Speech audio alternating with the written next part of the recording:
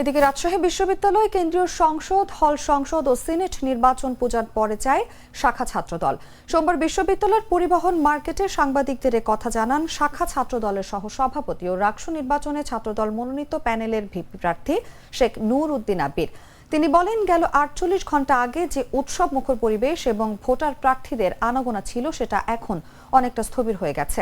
সর্বোচ্চ ভোটার উপস্থিতি নিয়ে একটা সুষ্ঠু নির্বাচনের প্রত্যাশা জানান তিনি।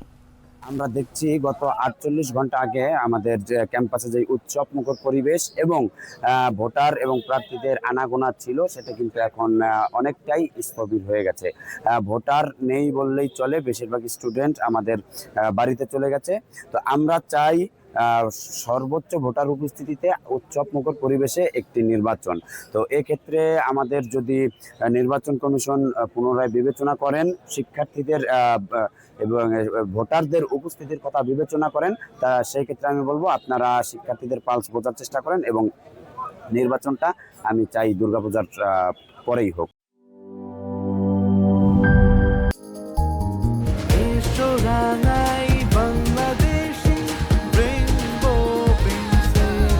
রেইনবো পেইন্টস, ছড়াও জীবনের রং।